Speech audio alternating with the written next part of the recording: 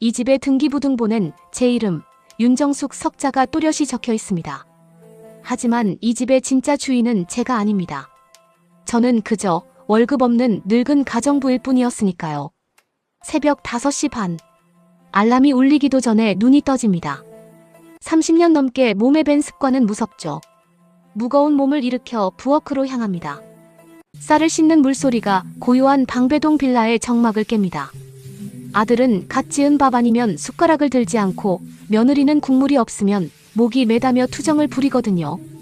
보글보글 된장찌개 끓는 냄새가 거실을 채울 때쯤 안방 문이 열립니다. 아, 어머니. 밥 냄새 때문에 깼잖아요. 환기 좀 시키시라니까. 부스스한 머리로 나온 며느리 미영이 짜증 섞인 목소리로 하루를 엽니다. 저는 죄인처럼 서둘러 후드를 켭니다. 미안하다. 출근 준비해야지. 얼른 씻어라. 손주 녀석 학교 보내고 아들 내외 출근시키고 나면 전쟁터 갔던 집안은 다시 고요해집니다. 이제부턴 제 시간일까요? 아니요. 산더미처럼 쌓인 설거지와 빨래가 저를 기다립니다. 세탁기가 돌아가는 동안 걸레질을 하고 냉장고 정리를 합니다. 허리가 끊어질 듯 아파오지만 소파에 앉을 자격은 없습니다. 저녁에 돌아올 식구들이 깨끗한 집을 당연하게 여길 테니까요. 저녁 식사 시간, 식탁 위엔 묘한 긴장감이 흐릅니다. 며칠 뒤면 5월 가정의 달 황금 연휴거든요. 내심 기대가 됩니다. 7순이 넘도록 비행기 한번 제대로 못 타봤는데 이번엔 다 같이 갈 수 있지 않을까 싶어서요. 겉절이를 아들 밥그릇 위에 올려주며 넌지시 운을 뗐습니다. 이번 연휴엔 날씨가 참 좋다더라. 너희들 계획은 세웠니? 제 무릎에 숟가락 부딪히는 소리만 요란합니다. 아들 진우는 국그릇에 코를 박고 제 눈을 피하네요. 며느리가 젓가락을 내려놓으며 입을 엽니다. 네, 어머니. 안 그래도 말씀드리려고 했는데 저희 이번에 다낭 가요. 리조트가 아주 좋더라고요.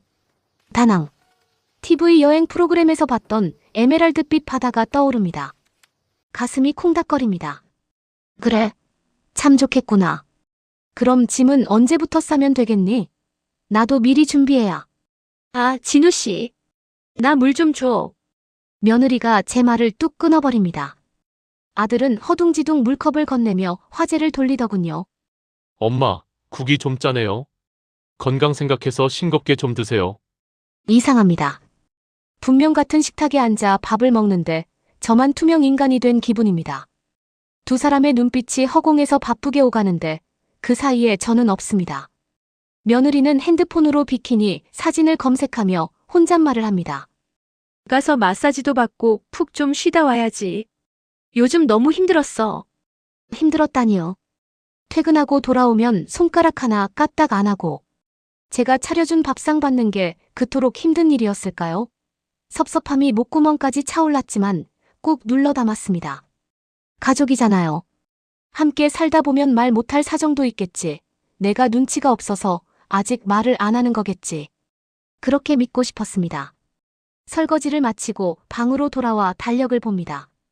연휴 시작까지 앞으로 3일. 빨간 동그라미를 쳐둔 날짜가 저를 빤히 쳐다보는 것 같습니다. 그때 거실에서 며느리의 통화 소리가 들려옵니다. 응, 엄마. 걱정 마. 이번 여행은 우리끼리만 가는 거야. 시어머니? 에이, 당연히 안 모시고 가지. 분위기 깨지게. 심장이 쿵하고 내려앉습니다. 잘못 들은 거겠죠? 설마 3년을 한 집에 살며 손주 키워주고 살림 다 해준 시어미를 떼어놓고 자기들끼리만. 떨리는 손으로 방문을 잡았습니다. 내일 아침 다시 물어봐야겠습니다. 차라리 제 귀가 잘못된 것이기를 간절히 바라면서요. 장롱 깊숙한 곳에서 보라색 캐리어를 꺼냈습니다. 3년 전 칠순 잔치 때 친척들이 선물해준 택도 떼지 않은 새 가방입니다. 이 가방을 여는 순간이 제 인생에서 가장 비참한 날이 될 줄은 꿈에도 몰랐습니다. 여행 출발 전날 밤입니다. 거실엔 며느리와 아들이 꺼내놓은 짐들로 발 디딜 틈이 없습니다. 화려한 수영복, 선글라스, 튜브. 보고만 있어도 설레는 물건들입니다. 저는 조용히 제 방문을 열고 캐리어를 끌고 나왔습니다. 진우야, 애미 짐은 어디다 실으면 되겠니? 가방이 커서 트렁크 자리가 부족하려나 모르겠다. 순간 거실의 공기가 얼어붙습니다. TV를 보던 며느리가 벌떡 일어나 저를 쳐다봅니다. 마치 못 볼 꼴을 봤다는 듯한 눈빛. 싸늘하다 못해 경멸에 가깝습니다. 어머님, 지금 그 가방. 설마 같이 가시게요? 심장이 쿵쾅거립니다. 애써 웃으며 대답했죠. 아니, 가족여행이라며. 나도 준비는 해야지 않겠니? 며느리가 헛웃음을 터뜨립니다. 그리고 아들을 향해 고개를 까딱합니다. 자기야, 설명 안 드렸어? 어머님 진짜 눈치 없으시다. 아들 진우는 소파 구석에 처박혀 고개만 푹 숙이고 있습니다. 제 배 아파 낳은 자식이 저렇게 작아 보일 수가 없습니다. 결국 며느리가 팔짱을 끼고 제 앞으로 다가옵니다. 어머님, 정확히 말씀드릴게요. 이번 여행은 저희 친정 식구들이랑 가기로 했어요. 사돈댁 식구들 다 모이는데 어머님 끼시면 솔직히 불편하잖아요. 불편하다. 그 단어가 비수처럼 꽂힙니다. 불편하다니. 나도 너희 가족 아니냐. 3년을 한솥밥 먹고 살았는데. 어머님, 냉정하게 말해서 핏줄은 아니잖아요. 요즘은 핵가족 시대예요. 부모님 모시고 효도 관광 가는 거 촌스럽기도 하고요. 저희는 가서 좀 쉴게요. 어머님도 며칠 편하게 쉬세요. 그게 서로 돕는 거죠. 며느리의 말은 거침이 없습니다. 논리 정연에서 반박할 수도 없습니다. 하지만 그 논리 속에 사람에 대한 예의는 없었습니다. 저는 떨리는 입술을 깨물며 아들을 불렀습니다. 진우야, 너도 같은 생각이니? 내 처 말대로 내가 너희들 노는데 방해꾼인 게냐? 진우가 천천히 고개를 듭니다. 그 눈빛에 담긴 건 미안함이 아니었습니다. 귀찮음이었죠. 엄마, 미영이 말이 틀린 건 아니잖아요. 장인어른 장모님도 오시는데 엄마 계시면 우리도 눈치 보이고. 이번엔 그냥 집 좀 봐주세요. 선물 사올게요. 집 좀 봐달라. 그 말이 제 이성을 끊어놓았습니다. 아, 나는 이 집의 주인이 아니라 집 지키는 개였구나. 밥 주고 재워주니 꼬리치며 반겨야 하는 그런 존재였구나. 손에 쥐고 있던 캐리어 손잡이를 놓았습니다. 텅 빈 가방이 바닥으로 쓰러지며 쿵 소리를 냈습니다. 그래, 알았다. 내가 주책을 떨었구나. 잘 다녀오너라. 저는 도망치듯 방으로 들어왔습니다. 거실에서는 다시 웃음꽃이 핍니다. 자기야, 내 선글라스 챙겼어? 여기 있어. 아까 엄마 표정 봤어? 진짜 섭섭한가 봐. 아, 몰라. 갔다 와서 용돈 좀 드리면 풀리시겠지. 얼른 자자. 내일 새벽 비행기야. 벽 하나를 사이에 두고 들리는 그들의 대화는 잔인했습니다. 저는 불도 켜지 않은 방에 우두커니 앉아 쓰러진 캐리어를 바라보았습니다. 눈물도 나오지 않았습니다. 그저 가슴 한가운데가 시커멓게 타들어가는 것 같았습니다. 새벽 4시 현관문 닫히는 소리가 들렸습니다. 바퀴 달린 가방들이 굴러가는 소리, 엘리베이터가 도착하는 소리, 그리고 멀어지는 웃음소리. 그들이 떠났습니다. 저를 이 낡은 집에 쓰레기처럼 버려두고 말이죠. 현관문이 닫히는 소리는 생각보다 컸습니다. 쿵. 그 소리가 제 심장에 박히는 것 같았죠. 50평 남짓한 이 빌라가 이렇게 넓었던가요? 아니, 이렇게 차갑고 낯선 공간이었던가요? 날이 밝았습니다. 거실로 나가보니 난장판이 따로 없습니다. 먹다 남은 과일 껍질, 아무렇게나 벗어던진 옷까지 짐 싸느라 뒤집어 놓은 서랍들.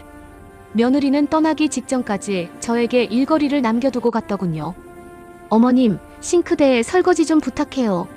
갔다 와서 치우려면 냄새 나니까. 습관처럼 고무장갑을 집어들던 저는 그대로 멈췄습니다. 거울 속에 비친 제 모습을 보았습니다. 헝클어진 머리, 늘어난 티셔츠, 구분 등. 거기에 초점 없는 눈동자까지. 영락없는 식모의 몰골이었습니다. 윤정숙, 너 뭐하고 사는 거니? 입 밖으로 나온 제 목소리가 낯설게 울립니다. 남편 먼저 보내고 외아들 하나 바라보며 평생을 살았습니다. 내 입에 들어가는 것 아끼고 내 몸 부서져라 이래서 이 집 한 채 마련했습니다. 아들이 결혼한다고 했을 때, 며느리가 집값이 비싸 합가하고 싶다고 했을 때도 저는 고마웠습니다. 외롭지 않게 해줘서 고맙다고, 내 자식들 거두어줘서 고맙다고. 하지만 그건 착각이었습니다. 저는 가족이 아니라 그들의 편의를 위한 도구였습니다. 필요할 땐 쓰고 귀찮을 땐 창고에 처박아두는 낡은 청소기 같은 존재. 눈물이 터져 나왔습니다. 서러움의 눈물이 아니었습니다. 저 자신에 대한 분노였습니다. 왜 병신같이 참았을까? 왜 핏줄이 아니라는 소리를 듣고도 밥상을 차려줬을까? 바닥에 주저앉아 짐승처럼 울부짖었습니다. 한참을 울고 나니 신기하게도 머릿속이 차갑게 식더군요. 눈물이 마른 자리에 도끼가 들어찼습니다. 저는 벌떡 일어나 부엌으로 갔습니다. 가위를 꺼내 제가 가장 아끼던 꽃무늬 앞치마를 사정없이 잘랐습니다. 서걱서걱. 천조각이 잘려나갈 때마다 제 안의 미련도 잘려나갔습니다. 쓰레기 봉투를 가져와 며느리가 남긴 설거지감들을 모조리 쓸어 담았습니다. 그릇이 깨지는 소리가 경쾌하게 들렸습니다. 그리고 안방으로 들어가 서랍 깊숙한 곳 집문서를 꺼냈습니다. 등기권리증. 소유자 윤정숙. 이 집의 주인은 접니다. 내 집에서 나가야 할 사람은 제가 아니라 그들입니다. 아니, 같이 살 수 없다면 집을 없애버리면 그만입니다. 떨리는 손으로 전화기를 들었습니다. 동네 부동산 박 사장님 번호를 눌렀습니다. 여보세요? 박 사장님 접니다. 네, 윤정숙이요. 지금 바로 오실 수 있으세요? 집을 내놓으려고요. 수화기 너머로 박 사장님이 놀란 목소리로 묻습니다. 아니, 형수님. 갑자기 집은 왜요? 아들네랑 무슨 일 있어요? 저는 벽에 걸린 가족 사진을 떼어내며 담담하게 말했습니다. 금매로 내놓을 겁니다. 시세보다 1억 낮게 부르세요. 대신 조건이 하나 있어요. 일주일 안에 잔금까지 다 치르고 비워주는 조건으로요. 네, 짐은 다 두고 몸만 나갈 겁니다. 전화를 끊고 집을 둘러봤습니다. 30년 손때 묻은 가구들, 아들이 어릴 때 낙서해둔 벽지, 남편과 함께 고른 소파. 모든 것이 더덥게 느껴졌습니다. 이제 끝이다. 끝이야. 저는 옷장을 열었습니다. 며느리가 비웃었던 그 보라색 캐리어를 다시 펼쳤습니다. 이번엔 텅 빈 가방이 아닙니다. 제 옷가지와 통장, 도장, 그리고 남편의 사진 한 장만을 챙겼습니다. 가방을 닫는 지퍼 소리가 제 인생 이막을 알리는 신호탄처럼 들렸습니다. 띠링. 경고음이 울립니다. 익숙한 번호가 틀렸다는 신호죠. 현관문 앞에 선 아들 내외의 당황한 표정이 눈에 선합니다. CCTV 화면을 통해 그들을 지켜보는 제 마음은 호수처럼 잔잔했습니다. 일주일이 지났습니다. 꿀 같은 연휴를 보내고 돌아온 아들 부부의 얼굴은 까맣게 그을려 있었습니다. 양손 가득 면세점 쇼핑백을 든 채 엘리베이터에서 내리더군요. 아, 피곤해. 오자마자 어머님한테 밥 달라고 해야지. 김치찌개 당긴다. 며느리의 목소리가 복도에 울립니다. 하지만 도어락은 열리지 않았습니다. 아들이 몇 번이나 비밀번호를 다시 누릅니다. 왜 이러지? 배터리가 나갔나? 쾅쾅쾅. 아들이 문을 두드리기 시작합니다. 엄마, 문 좀 열어봐요. 비밀번호 바꿨어요? 저는 인터폰 수화기를 들지 않았습니다. 이미 이 집의 주인은 제가 아니니까요.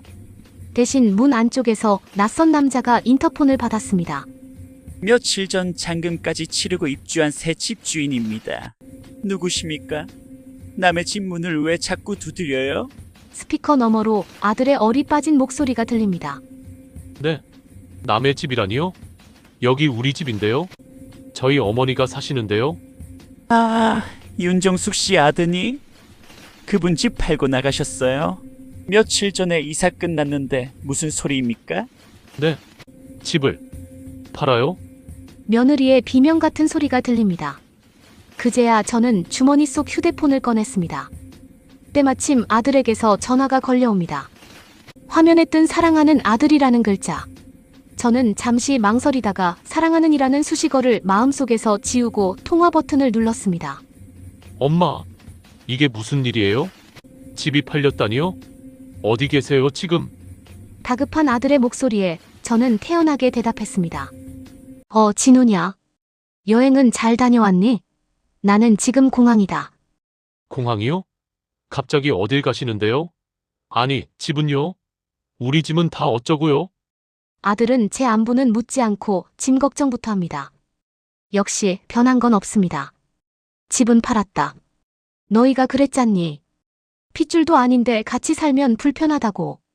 그래서 내가 빠져주기로 했다. 너희끼리 진짜 가족끼리 오붓하게 살라고. 엄마, 그게 무슨 말도 안 되는 소리예요? 그럼 당장 우리는 어디서 살아요?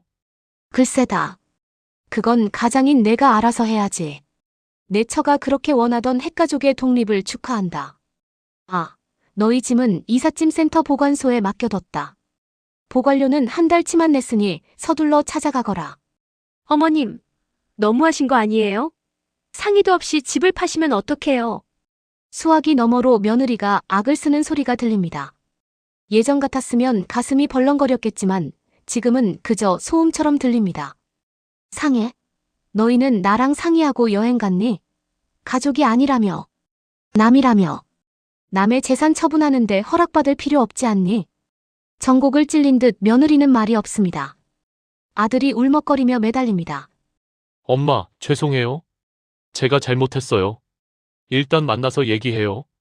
네, 진우야. 버스는 떠났다. 더 이상 나를 내 인생의 보험으로 생각하지 마라.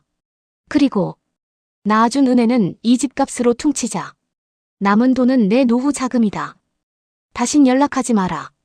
전화를 끊었습니다. 그리고 배터리를 분리해 쓰레기통에 버렸습니다. 눈앞에 제주행 비행기 탑승 안내 전광판이 반짝입니다. 이제야 숨이 좀 트이는 것 같습니다. 뒤에서 아수라장이 된 그들의 상황은 제 알 바가 아닙니다. 저는 보라색 캐리어를 끌고 당당하게 게이트를 향해 걸어갔습니다. 제 발걸음 소리가 이렇게 경쾌한 줄은 예전엔 미처 몰랐습니다. 파도 소리가 알람을 대신합니다. 서울의 매캐한 매연 대신 짭조름하고 시원한 바다 내음이 창문을 넘어옵니다. 이곳은 제주도, 저의 새로운 보금자리입니다. 아침 7시. 예전 같으면 아들네 밥상 차리느라 정신없었을 시간이지만 지금은 다릅니다. 저는 느긋하게 일어나 텃밭으로 나갑니다. 제가 심은 상추와 방울토마토가 싱그럽게 자라 있습니다. 뭐냐, 오늘도 잘 컸구나. 식물들에게 인사를 건네고 갖다 낸 채소로 샐러드를 만듭니다. 예쁜 접시에 담고 향 좋은 커피도 내립니다. 누군가를 위한 밥상이 아닌 오직 저 윤정숙만을 위한 밥상입니다. 한입 베어 무니 아삭한 소리와 함께 행복이 터집니다. 식사를 마치고 해안도로를 산책하고 있는데 멀리서 낯익은 실루엣이 보입니다. 1년 만이네요. 아들 진우입니다. 그런데 꼴이 말이 아닙니다. 살은 쏙 빠져 있고 옷은 구겨져 있고 얼굴엔 근심이 가득합니다. 저를 보자마자 달려와 무릎을 꿇습니다. 엄마, 보고 싶었어요. 정말 잘못했어요. 아들이 제 손을 잡고 옵니다. 그 손이 참 거칠어졌습니다. 예전엔 제가 로션 발라주며 관리해줬었는데 말이죠. 그래, 밥은 먹고 다니니? 덤덤하게 물었습니다. 아들은 고개를 젓습니다. 미영이랑은? 별거 중이에요. 월세방 전전하다가 걔가 못 살겠다고 친정으로 가버렸어요. 엄마 없으니까 집이 엉망이에요. 엄마, 다시 합쳐요. 제가 진짜 잘할게요. 아들은 여전히 어린아이입니다. 엄마가 없으면 아무것도 못하는 덩치 큰 아이. 예전 같으면 가슴이 미어져서 당장 짐을 쌌을지도 모릅니다. 하지만 지난 1년 저는 깨달았습니다. 제가 그들을 망치고 있었다는 것을요. 제 희생이 그들을 무능하게 만들었고 고마움을 모르는 괴물로 키웠다는 것을요. 저는 아들의 손을 부드럽게 놓았습니다. 진우야, 밥 못 먹고 다니는 건 내 사정이다. 나이 40 다 된 놈이 밥 하나 해결 못해서 애미 찾는 거 부끄러운 줄 알아야지. 엄마, 나는 지금이 너무 좋다. 누구 눈치 안 보고 내가 먹고 싶은 거 먹고 자고 싶을 때 자는 이 삶이. 다시는 그 지옥으로 돌아가고 싶지 않아. 아들의 눈동자가 흔들립니다. 거절당할 줄 몰랐던 눈치입니다. 그럼 저는 어떡해요? 혼자서 어떻게 살라고요? 배워라. 빨래하는 법, 밥하는 법, 그리고 혼자 외로움을 견디는 법. 그걸 배워야 진짜 어른이 되는 거야. 나도 65에 배웠다. 너도 할 수 있어. 저는 주머니에서 봉투 하나를 꺼내 건넸습니다. 이거 내가 좋아하는 갈치조림 사 먹을 돈이다. 그리고 돌아갈 비행기 표값이고 밥 든든히 챙겨 먹고 서울 가거라. 그리고 다신 불쑥 찾아오지 마라. 나도 내 인생 좀 살자. 아들은 한참을 멍하니 서 있다가 꾸벅 인사를 하고 돌아섰습니다. 터덜터덜 걸어가는 뒷모습이 처량해 보였지만 저는 그를 붙잡지 않았습니다. 저게 그 아이가 짊어져야 할 삶의 무게니까요. 아들이 시야에서 사라지자 저는 다시 바다를 향해 걸었습니다. 햇살이 바다 위로 윤슬을 만들어 반짝입니다. 문득 1년 전 잘라버린 앞치마가 생각납니다. 그 앞치마와 함께 제 아내 어머니라는 굴레도 잘려나갔나 봅니다. 정숙 씨, 오늘 날씨 참 좋네. 지나가던 동네 해녀 삼촌이 인사를 건넸습니다. 저는 활짝 웃으며 손을 흔들었습니다. 네, 정말 눈부시게 좋은 날이네요. 누군가의 엄마, 누군가의 시어머니가 아닌 그저 정숙 씨로 불리는 지금. 제 인생의 봄날은 칠순을 바라보는 이제야 비로소 시작되었습니다.